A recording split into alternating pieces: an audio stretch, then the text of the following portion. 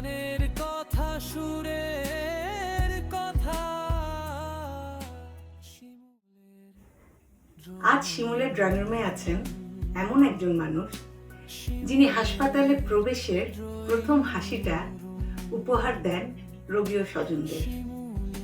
প্রতিদিন শত মানুষের দুঃখ, আশা আর জরুরি পরিস্থিতির মুখোমুখি হন তিনি। চলুন কথা বলি তার অভিজ্ঞতা নিয়ে।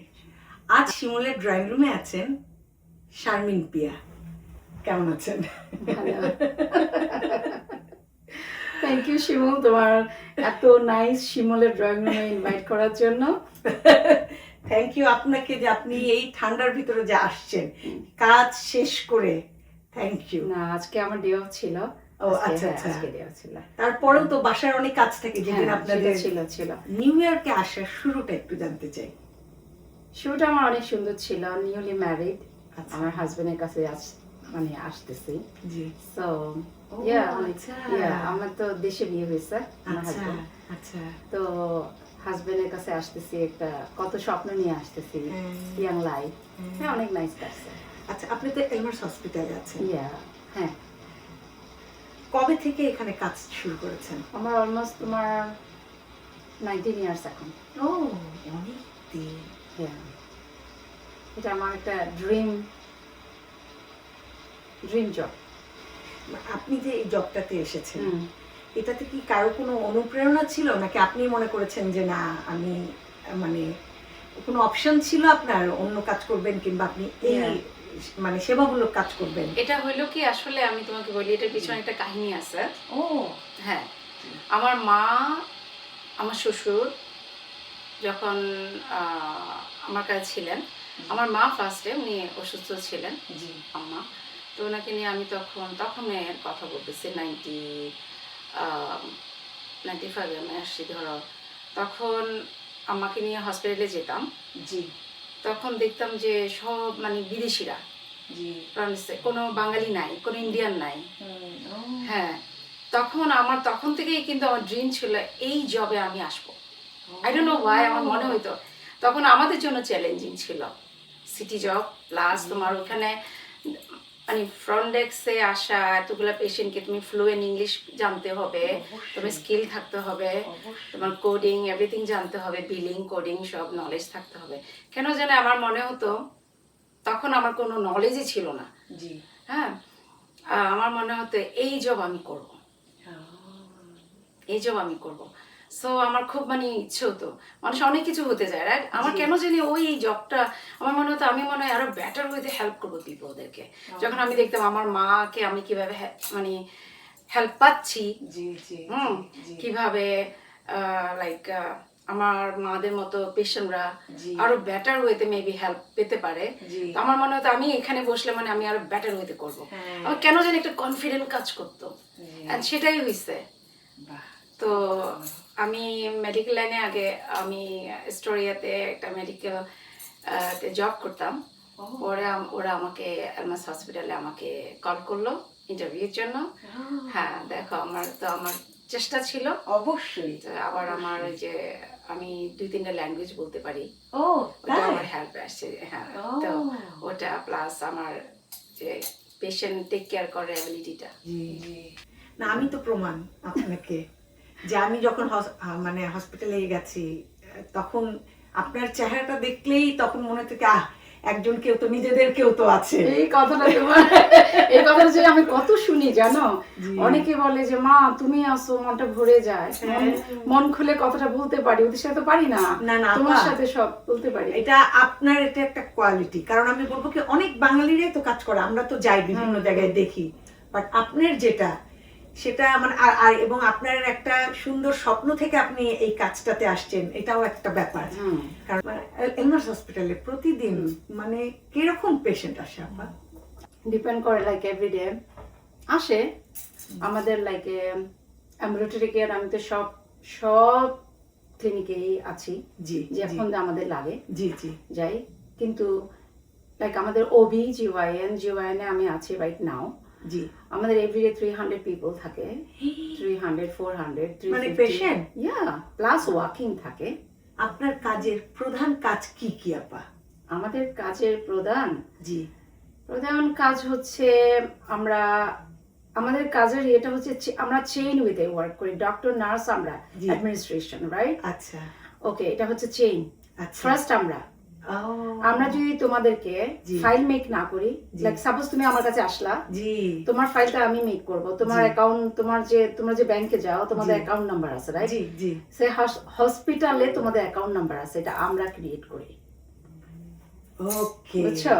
তোমার আইডি আমি মেক করি, তোমার আচ্ছা। ইন্স্যুরেন্স, তোমার ফাইন্যান্সিয়াল কন্ডিশন, এভরিথিং আমরা মেক করি। আমাদের হাতের উপর হসপিটালের ফাইন্যান্সিয়ালটা ডিপেন্ড করে। জি। আমি যদি ভুল করি আমার হসপিটাল মানি লস করে, ও, এত ইম্পর্টেন্ট আমাদের রোলটা। ও, হ্যাঁ, আর আমরা যদি ধরো তোমাদের ফাইলটা যে তুমি আসো আমার কাছে, রাইট? জি, জি। আমি কি করি, তোমার নাম, ডেট অফ বার্থ তোমার আস্ক করি, মেক শিওর করি this is you Shimul Khan, জি অ্যানাদার শিমুল খান না। না এটা কিন্তু আমাদের অনেক শিমুল খান থাকতে পারে। অবশ্যই সো আমার জব অনেক রেসপন্সিবল, কিন্তু অফকোর্স আমি মিস্টেক করতে পারবো না। আমি একটা মিস্টেক করব, পুরো চেইন ওয়েতে ডক্টর নার্স এভরিবাডি কিন্তু মিস্টেক হয়ে যাবে। বাট ইয়া, ওদের মধ্যে ওরা ভেরিফাই করবে, কিন্তু মেইন ফার্স্ট জিনিসটা আমার থেকে হতে হবে কারেকশন। একজন নারী হিসেবে কাজ করতে কোনো রকম চ্যালেঞ্জের মুখোমুখি হতে হয়েছে নাকি কখনো? না, এই দেশে না। তাই না? এই দেশে এসে আমি একটা জিনিস জানো শিমুল, আমি তোমাকে শেয়ার করি। আমি জি, অবশ্যই। প্রায় এটা আমি মানে চিন্তা করি সামটাইম। জি আমরা বাংলাদেশে থাকলে কি করি বলো? আমরা বাংলাদেশে থাকলে লেজি, রাইট? আমরা ডিপেন্ডেন্ট। জি। আমরা একটা গ্লাসে পানি নিয়েও খাই নাই, রাইট? কিচেনে যাই না, শুধু একটু পার্লারে যাই, শপিং করি, কিছুই তো আমরা ক্রিয়েটিভ করি না। আমাদের মধ্যে কি অ্যাবিলিটি আছে আমরা নিজেরাই জানি না। জি এই দেশে এসে কিন্তু আমরা একটা জিনিস জানি যে আমাদের অনেক অ্যাবিলিটি। দেখো, আমরা ড্রাইভিং করি, আমরা কুকিং করি, ক্লিনিং করি, আমরা জবও করি, গ্রোসারি করি, আবার আমরা দাওয়াতে যাই, জি দাওয়াত মেনটেন করি, বাসায় রান্না বাড়াও করি। দেখো, এই যে অ্যাবিলিটিগুলো এখানে এই দেশে এসেই তো আমরা নিজেকে আমরা ডিসকভার করতে পারি নাকি? জি তোমার মনে হয় না এটা? অবশ্যই অবশ্যই। আমি যে হসপিটালে এতগুলা কালচারাল পিপলের সাথে মিট করি না, এত সুন্দর করে সবার সাথে মানে একটা নাইসলি একটা পরিবেশ মেনটেন করি, জি তো আমি তো নিজেই জানতাম না আমার মধ্যে অ্যাবিলিটিটা আছে জি পিপলের সাথে ইন্টারাক্ট করা, না? জি, এই যে অবশ্যই, জিনিসটা অনেক কিছু অবশ্যই। আছে যেটা নিজে নিজে করা। মানে এমন কোনো ঘটনা আছে আপনার, মানে আপনার চোখে পড়েছে হসপিটালে, যে আপনাকে এখনো মনে করায় দেয় সেই ঘটনা? কোভিডের সময় জি ওই দিনগুলো আসলে ভোলার মতো না। আমাদের যারা আমরা আর কি হসপিটালে ডাক্তাররা, নার্সরা, আমরা জি যেভাবে দেখেছি আমরা আমাদের চোখের সামনে জি লাইক তখন তো কোভিডটা কি ছিল কেউ জানতো না, না কি একটা আতঙ্ক। তারপর আমরা পেশেন্টগুলো পাচ্ছি, ও, হ্যাঁ, আস্তে আস্তে স্প্রেড তাই? হচ্ছে, হ্যাঁ, তারপর তো আস্তে আস্তে আস্তে আস্তে বেড়ে গেল না। আপনার তারপর কি আলোচনা। কোভিড হয়েছিল আপু ওই সময়? আমার হয়েছে পরে। ও পরে আহা। স্যাড থিং ছিল তখন, আমার হাজবেন্ড বাংলাদেশে গেছিল তখন, জানো? ও, আমার হাজবেন্ড বাংলাদেশে গেছিল ভেকেশনের জন্য, তো আমিও গেছিলাম। জি আমি একদম কোভিডে ধরো যখন কোভিড তখন চায়নাতে ওইদিকে হচ্ছিল, নিউ ইয়র্কে আসে নাই তখন। ও, তাড়াতাড়ি আমি নিউ ইয়র্কে চলে আসছি, আমার হাজবেন্ড চলে আসবে আরেক মাস পরে। ওর একটু প্রপার্টি নিয়ে একটু কাজ ছিল, ও রয়ে গেছে আচ্ছা। সিরিয়াস। পরে এমন হয়ে গেল যে তোমার আমাদের মানে যে ফ্লাইট টাইট গুলো বন্ধ হয়ে গেল না, তখন জি। আটকাই গেল। আর আমি এদিকে 2টা বাচ্চা নিয়ে, মানে তখন কোভিডটা যে কি মানে ভয়ঙ্কর একটা পরিস্থিতি, কোভিডটা যে কি। এবং আপা আমি আমি তো- শুনছি এবং দেখছি যে এলমাস হসপিটালে নাকি সবচেয়ে বেশি পেশেন্ট ছিল, হ্যাঁ, এবং ওটাই মৃত্যুর সেন্টার ছিল, হারটাও অনেক বেশি Yeah, ছিল মনে হয় মানে না, ওখানেই আপা? তো ছিল সবাই, ওখানেই তো। অন্য কোনো হসপিটালে এতটা ছিল না মনে হয়, যেটা আমাদের না, এলমাসে যেহেতু ছিল। এলমাস হসপিটালে সবাই টেক না? কেয়ার করতাম, আমরাই তো টেক কেয়ার করতাম। এলমাস হসপিটালে টেক কেয়ার করছে সবাইকে। তখন আমার ফ্যামিলি, হ্যাঁ, সেটাই আমি পরের প্রশ্ন ছিল হ্যাঁ। যে ফ্যামিলির নিরাপত্তা নিয়ে আপনার মানে তখন কি অবস্থা হয়েছিল, যে আমি তো এত মানুষের ভিড়ে আমি বাসায় গেলে হ্যাঁ। আমার বাচ্চাদের কি হবে? হ্যাঁ, ওটা আমার ছিল মাথায়, আমার বাচ্চাদের জন্য অনেক আমার মাথায় ছিল। কিন্তু আমার বাচ্চাদের সেফটির জন্য আমার আমার খুব দুশ্চিন্তা হইতো, নিজের জন্য দুশ্চিন্তা হইতো, টু বি অনেস্ট। আর পরক্ষণে মনে হইতো যে এটা তো আমার একটা রেসপন্সিবিলিটি কাজ করতো, জি তা আমি না করলে কে করবে? মানে আমার জানি না, আমার আমার ফ্যামিলি থেকে ফ্রেন্ডসরা ফ্যামিলিরা বলতো তুমি জব ছেড়ে দাও, জি তুমি বাসায় থাকো, সেফ থাকো, বাচ্চা দুইটা নিয়ে, তোমার হাজবেন্ড নাই। চিন্তাই করতে পারি না। হ্যাঁ, আমি আলাদা রুমে থাকতাম বাসায় এসে।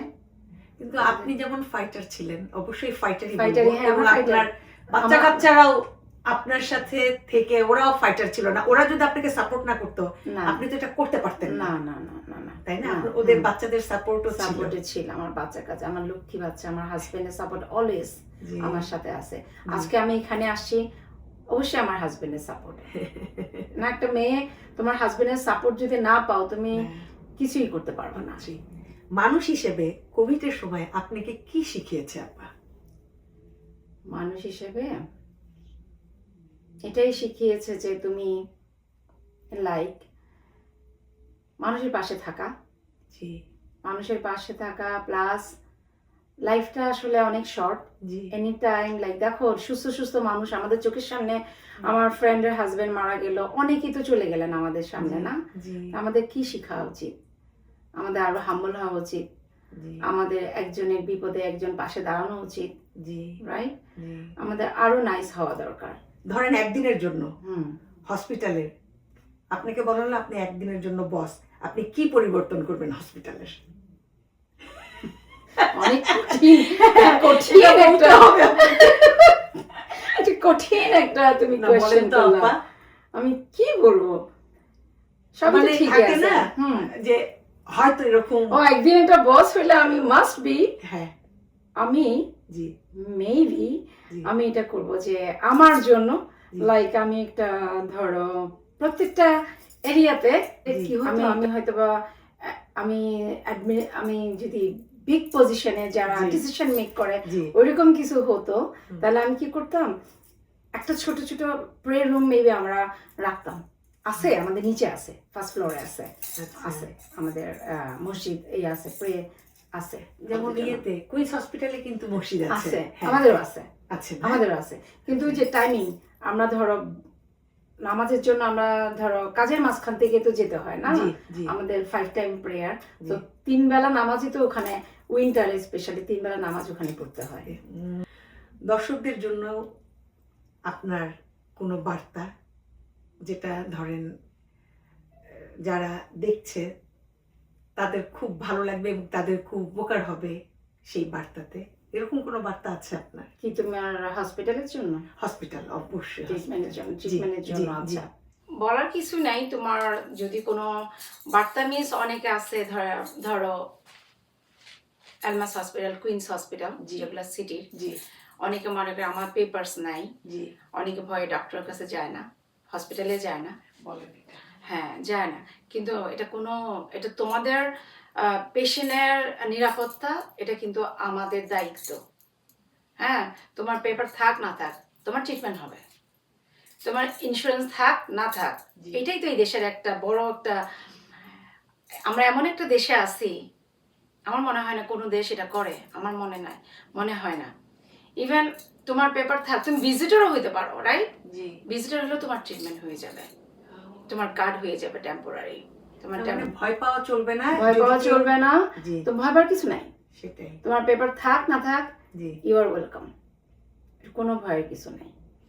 সুন্দর বার্তাটা, থ্যাংক ইউ। কারণ এটা আসলে অনেকে অনেকে ঠিক জানে কথা না, বলছেন আপনি, অনেকে জানে না, না হ্যাঁ, অনেকে হুম। ভয় যেতেও চায় না। না না না, আমার হ্যাঁ। পরিচিত একজন সেদিন মারা গেল, জানেন না পা? ও so মানে sad. এলমাস হসপিটালে তারপরে নিয়ে গেছে, হঠাৎ করে অসুস্থ হয়ে গেছে, হুম একদম সুস্থ মানুষ আপা, জীবনও ডাক্তার দেখে। আবার কিছু মানুষ আছে আপা আমার দেখা, হসপিটালে গেলে যদি আমার কোনো রোগ ধরা পড়ে, এই জন্য যাই না। আমার মনে হয় ও, ওনার এটা হইতে পারে যে উনি সেই ভয়ে যায় না, যায় কিন্তু না। এটা তো ক্ষতি আসলে, ক্ষতি। কারণ আপনি জানলে তো আপনার চিকিৎসা হবে। কিন্তু আমাদের কি বলবো, আমি তো আপা আমি যখন অসুস্থ হলাম, আমার পেটে প্রচন্ড পেন ছিল, আমি বলছি ধুর এটা গ্যাসের ব্যথা, হুম। এই ভেবে আমরা কিন্তু অনেক সময় যাই না, যেমন হুম। স্ট্রোক কেন হয়, আমরা ভাবি আমাদের গ্যাসের কারণে এটা গ্যাসের হচ্ছে। কারণে। আমরা অনেক কিছু আসলে আমাদের শেখা উচিত। আশেপাশে যাদের আমাদের পরিচিত যাদের যা হচ্ছে ইগনোর করতে হবে না, ইগনোর। আমার যেমন সেদিন ব্যথা উঠছে আপা, আমি ভয় পেয়ে গেছি। আমি এখন কি 911 কল করব নাকি আমি আগে একটা সেলসর ওয়াটার খেয়ে নেবো? সিরিয়াসলি আপা, আমি দেখি যে, কারণ অ্যাম্বুলেন্স কল করলেও তো 3-4 মিনিট লাগবে, তাই না? কিন্তু আপা ওই 3-4 মিনিট ওইটা না করে আগে ভাবি যে দেখি আগে নিজে ঠিক হতে পারি কিনা, কিন্তু এটাও ঠিক না। যদি ওই জিনিসটা হয়ে ওঠে সঙ্গে সঙ্গে আমার আমাদের এই দেশে তো কত সুবিধা, রাইট ওয়েতে তোমার, তাই না? অ্যাম্বুলেন্স চলে আসবে। আমার একবার প্রেশার বেড়ে গেছে, সঙ্গে সঙ্গে অ্যাম্বুলেন্স চলে আসছে আপনার, শুধু প্রেশার। আর আমরা কত বড় বড় রোগ নিয়ে কিন্তু আমরা কিছুই চাই না, অনেক ভয়ে যায় না। আমি একজন ভাইকে পরে শুনছি, আমার খুব খারাপ লাগছে। ওই ভাই কখনো ওনার পেপার ছিল না, উনি কখনো ডক্টর কাছে যায়, কখনো ওনার চিকিৎসা করায়নি। পরে ওনার কিডনি ড্যামেজ হয়ে লাস্ট মোমেন্টে উনি আসছে, যখন ওনার কোনো চয়েসই নেই, ওনার কিডনি ড্যামেজ, ওনার ডায়ালিসিস করা শুরু হয়েছে। উনি জানতোই না যে ভয়ে আর কি। তো এই জিনিসগুলা অনেকে মনে করে কি আমার পেপারস নাই, আমি তো ডাক্তার কাছে যেতে পারবো না, বা আমার বিল আসবে। তোমার ওরা দেখবে, আমরা দেখি যে তোমার ফাইন্যান্সিয়াল ক্যাপাবিলিটি কি, দেন তোমার কোপেমেন্ট ওইভাবে আসবে। আর যদি তুমি তোমার কোনো নাই, তাহলে আমাদের তো গভর্নমেন্টের হেল্প আছেই তোমাদের জন্য, মানে যারা হেল্প লাগে, এই জন্য ভয়ের কিছু নাই। ধরেন আপনার তো যাদেরকে নিয়ে কাজ করেন, আপনার কলিগরা, ওনাদের সাথে কোনো মজার অভিজ্ঞতা আছে নাকি আপনার? হ্যাঁ, এভরিডে। ও আমার সাথে একটা স্প্যানিশ ছেলে, জি, তুমি দেখো অনেক নাইস, অনেক। ও লিও, আমিও লিও। ও আচ্ছা, শুরু থেকে ওর সাথে আমার একটা ফ্রেন্ডশিপ। ও কিন্তু অল্প বয়সী ছেলে, আমার ছেলে। আমি বলি তুই আমার নেফিউ ডাকি। আচ্ছা, তারপরে ও 2-3টা করে বাংলা শিখবে। জি। ও কি করে, ওই যে ইন্টারনেটে যায়, জি, ইংলিশ টু ট্রান্সলেট বাংলা করে আমাকে একটা ওয়ার্ড বলে, আর হাসায়, জোকার দ্য গ্রেট। বলে ইস, ওই যে একটা ইস একটা গান আছে না, দেবদাসের, ওই গানটা শুনে বলে কি শারমিন ইস, আর কোন সুরে বলে, তুমি নেক্সট টাইম গেলে আমি তোমার শোনাবো, বলবো তোমাকে বলতে। আপনি আজকে ওকে কিছু বলতে চান?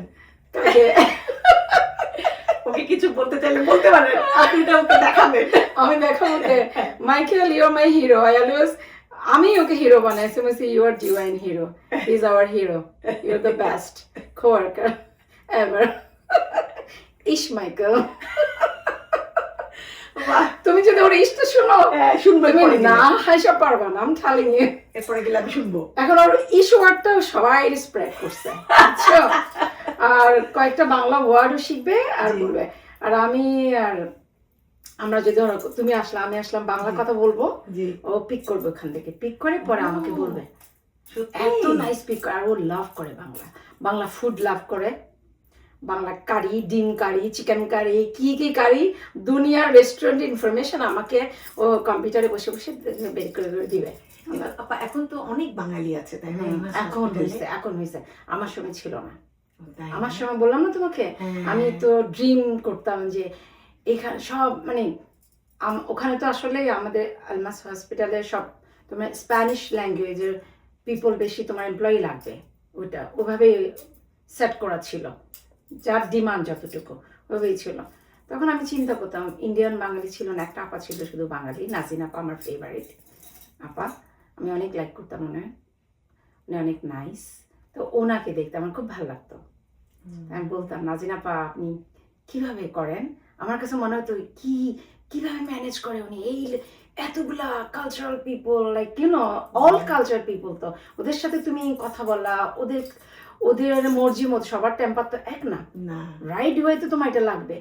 আমি বলতেছি, আমি তোমাকে এক্সাম্পল, আমি তোমাকে বলতেছি আমি তোমাকে নেক্সট মান্থে দিতে পারবো না, তুমি বলবা না আমার মানডে লাগবে, বিকজ আমার মানডে ডে অফ, আমার মানডে অ্যাপয়েন্টমেন্ট লাগবে, কিন্তু আমি তোমাকে দিতে পারতেছি না, আমার ডক্টর মানডে নাই, তোমার ডক্টর, আমি তোমাকে ফ্রাইডে দিতে হবে, কিন্তু ও বুঝতেছে না। তখন অনেক অনেক মানুষ আছে, ইভেন আমাদের দেশেরও আছে, বুঝে না, খুব মানে হাই টেম্পার হয়ে যায়। ওইটা আপনি yell ম্যানেজ করেন করে। কিভাবে আপা? এটা আমার একটা প্রশ্ন ছিল কিন্তু। হ্যাঁ, অনেক হাই টেম্পার, অনেক মানুষের পার্সোনাল ইস্যু থাকে, অনেক সময় মানুষের সাইকোলজিক্যালও ইস্যু থাকে। ওরা ওরা মানে তোমার সাথে সবকিছু তো নাইস না, না ওগুলো হ্যান্ডেল করতে হয় এভরিডে আমরা করি। আপনি কাজের পরে কিভাবে সময় কাটান ফ্যামিলির সাথে? আপনার এক ছেলে এক মেয়ে আপা? হ্যাঁ, আমার এক ছেলে এক মেয়ে। বড় তো না ওরা সবাই? হ্যাঁ, ছেলে মেয়ে দুটোই বড়। বড় মাশাআল্লাহ। ছেলেটা বড়, মেয়েটা তার ছোট। ছোট। হুম। যাই হোক আপা, অনেক কথা শুনলাম আপনার কাছে, অনেক ইম্পর্টেন্ট কিছু কথা শুনলাম যেটা আমরা যারা ভয়ে হসপিটালে যাই না না, তাদের জন্য করতে হবে না। অনেক হুম। মানে হ্যাঁ, সুন্দর please। সুন্দর কথা আপনি বললেন। তাতেও যদি মানুষের এখন মানে আমার যারা দর্শক হ্যাঁ, যারা জানেন না, জি প্লিজ। তারা জানলো হ্যাঁ, আজকে হুম। ব্যাপারটা। হুম। থ্যাংক ইউ আপা, আপনি যে আসছেন, অনেক কথা You're জানতে welcome. পেরেছি আপনার কাছ থেকে, অনেক ধন্যবাদ। আজকের মতো বিদায় নিচ্ছি, দেখা হবে নতুন কোনো অতিথির গল্প নিয়ে। সবাই ভালো থাকবেন, অনেক ভালো থাকবেন। আসসালামু আলাইকুম। শিমুলে ড্রয়িং রুমে